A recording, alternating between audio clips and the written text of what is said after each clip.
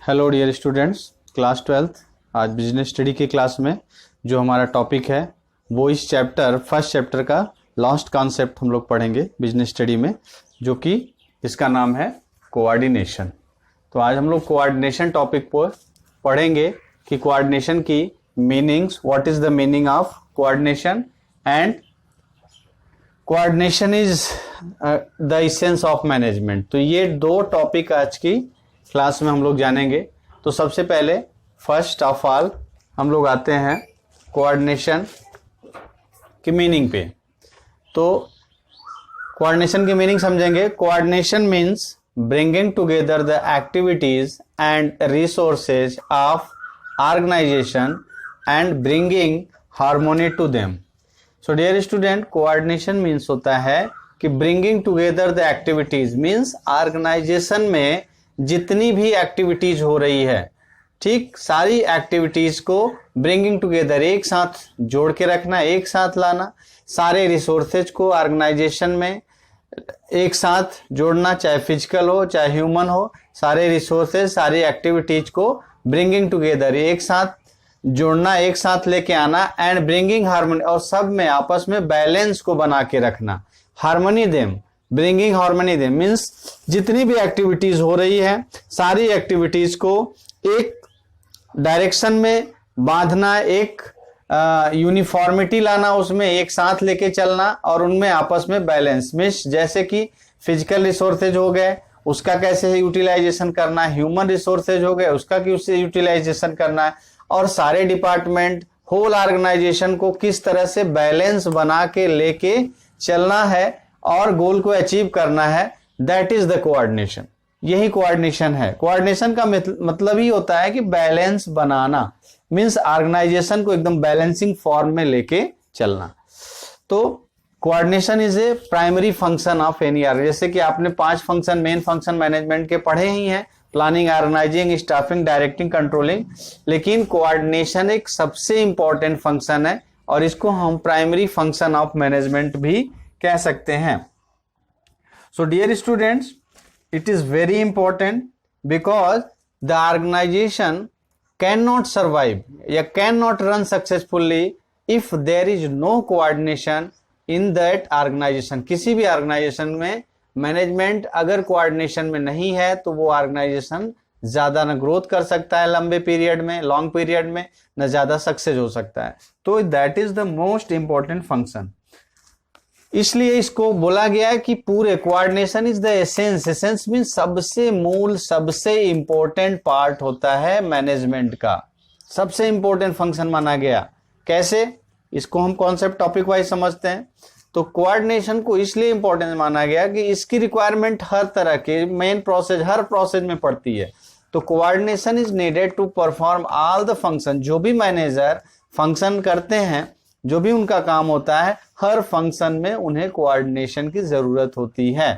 First, planning की अगर हम बात करें, तो अगर हम प्लानिंग की बात करते हैं तो मेन प्लान और supportive plan means dear students, in planning coordination is required between main plan, what should be main plan, main objective, and what should be supportive means supportive plans to different, अलग अलग department के लिए हम क्या क्या main plan उनके लिए बनाएंगे, मेन ऑब्जेक्टिव बनाएंगे, और उसको step wise short means long term क्या प्लान होगा, शॉर्ट टर्म क्या होगा, स्टेप बाय स्टेप क्या करना है, दोनों के बीच बैलेंस का बनाना जरूरी हो जाता है कि हम कब कैसे होल प्लान को सपोर्टिव प्लान के थ्रू कैसे कंप्लीट करना है, उनके बीच का बैलेंस जानना जरूरी हो जाता है, बनाना है। कोऑर्डिनेशन वहां जरूरत पड़ जाती है। अब ऑर्गेनाइजेशन की बात करें, in organising function coordination is required between different resources. बहुत सारे रिसोर्सेज होते हैं, ह्यूमन रिसोर्सेज, फिजिकल रिसोर्सेज। तब वहां कोऑर्डिनेशन होगी कि हमें कितना फिजिकल रिसोर्स, कितना मशीन, कितने टूल्स और कितना ह्यूमन रिसोर्सेज को ऑर्गेनाइज करना है, उसके ऑर्गेनाइजेशन की। प्लस उसके साथ साथ ये भी ध्यान देना होता है कि व्हाट इज शुड बी, क्या अथॉरिटी देनी है, किसको क्या रिस्पॉन्सिबिलिटी प्रोवाइड करनी है, किसको कितनी अकाउंटेबिलिटी प्रोवाइड करनी है। इन सारी चीजों के बीच भाई एक मैनेजर को कितना अथॉरिटी मिलना चाहिए, कितना रिस्पॉन्सिबिलिटी, इनके बीच क्या बैलेंस, कितना कोऑर्डिनेशन होना जरूरी है। तो ऑर्गेनाइजिंग में भी आपको कोऑर्डिनेशन की नीड होती है। सेकेंड, नेक्स्ट आते हैं स्टाफिंग फंक्शन जब होता है तो स्टाफिंग फंक्शन में बैलेंस की जरूरत कहां पड़ती है, skill of person and job assign to him. Means person की स्किल के साथ उसके जॉब को असाइन किया जाता है। मींस उसके पास टैलेंट जैसा हो उस हिसाब से जॉब, अगर यहाँ पे कोऑर्डिनेशन में कमी हुई तो वो फंक्शन या उस जॉब को अच्छे से परफॉर्म नहीं कर सकता। इफिशियंसी एंड कंपनसेशन, किसकी क्या इफिशियंसी है, कितनी योग्यता है, कितनी क्षमता है किसी भी वर्क को परफॉर्म करने की, और उसके अकॉर्डिंग उसको ये बैलेंस बना के चलना है कि कंपनसेशन क्या मिलना चाहिए, उसको सैलरी क्या मिलनी चाहिए, उसको वेजेस क्या देना है, उसकी इफिशियंसी के बीच यहां भी आपको कोऑर्डिनेशन बना के चलना है कि efficiency and compensation and skill of a person and job assigned to him. तो that is in staffing function there is requirement of coordination. Next आते हैं डायरेक्टिंग फंक्शन में डियर स्टूडेंट्स। तो डायरेक्टिंग फंक्शन की अगर हम बात करें तो here required between superior and subordinate, means how many superiors and how many person should be subordinate under a superior. दोनों के बीच कोऑर्डिनेशन कैसे हो, दोनों के बीच बेहतर रिलेशन कैसे हो, कैसे वो ऑर्डर को फॉलो करें, कैसे वो उस चीज को एक्सेप्ट करें, दोनों के बीच का रिलेशन किस तरह से होना चाहिए। इसके साथ साथ ऑर्डर कौन किसको ऑर्डर देगा, क्या इंस्ट्रक्शन प्रोवाइड करेगा, गाइडलाइन क्या देनी है, सजेशंस क्या देना है, कि दोनों के बीच बेहतर आपस में कोऑर्डिनेशन बना रहे। So dear students, in directing that is the very important need of coordination. Last, controlling. When controlling function is performed, there should be standard perform and actual perform. Means दोनों तरह की परफॉर्मेंस होती है कि standard perform क्या होनी चाहिए और उसके अकॉर्डिंग एक्चुअल परफॉर्मेंस को अचीव किया जा सके। अगर दोनों में कोऑर्डिनेशन, मान लो स्टैंडर्ड परफॉर्म सही से स्टैंडर्ड नहीं बनाया गया किसी भी वर्क का, टाइम को लेके, वर्कर के नंबर ऑफ वर्कर को लेके, तो एक्चुअल परफॉर्मेंस में कमी आ जाएगी।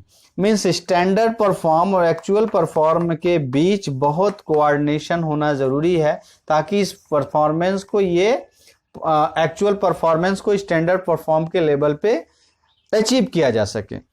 So that is the you have known about this that coordination is needed to perform all the function। Management की ये जो पांचों फंक्शन है, हर फंक्शन में आप ये देख रहे हो कि कोऑर्डिनेशन की नीड होती है।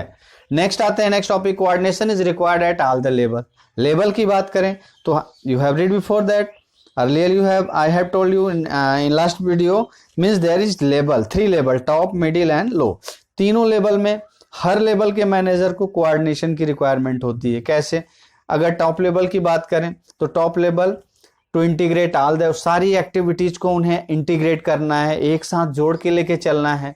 Lead in one common direction, so that means their function is to integrate all the activities of organization and lead the effort of all individual in one, ताकि हर इंडिविजुअल एक कॉमन डायरेक्शन में काम करे।